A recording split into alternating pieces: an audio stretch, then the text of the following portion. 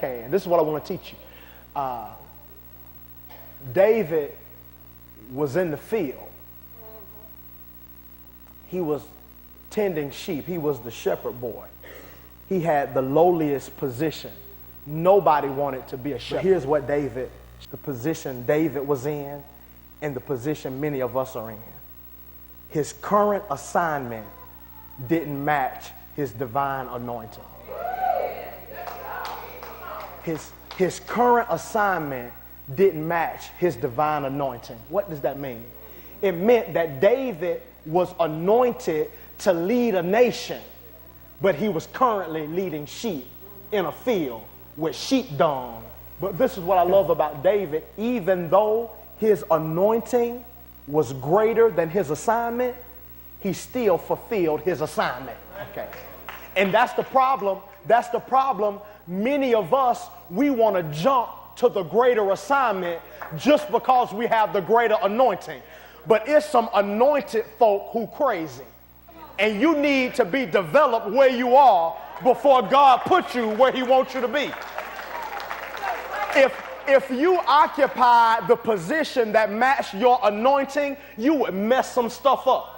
So you got to go through some other stages so God can get you ready for your anointing and your assignment to match. Y'all ain't feeling me. See, always know that what you're learning on the lesser assignment is in preparation for what you're going to have to do in the greater assignment.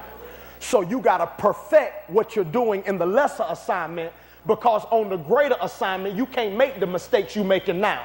You can't make the mistakes that you're making on the lesser assignment because more people are depending on you now. When God elevates you, it is too important that you do it right. So learn how to do it now so that when God elevates you, okay, David is meant for the king's palace, but he in the field watching sheep.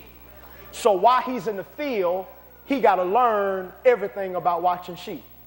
He got to perfect it. When a sheep go astray, I got to do this to get him back. When a sheep won't listen to me, I got to talk to him this way so he'll listen to me. When a sheep get themselves dirty, I got to clean them up this way. And David got to get so good at that it becomes second nature. That when a sheep go this way, he know what to move. When a sheep act like this, he know what to do. He don't have to think about it no more. He is perfecting his procedure while he's in the field. Because when he get in the palace, the sheep in the palace too.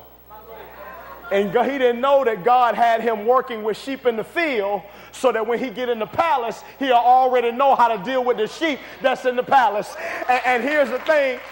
In the field, the sheep didn't talk back. So all he had to do is learn how to deal with the sheep.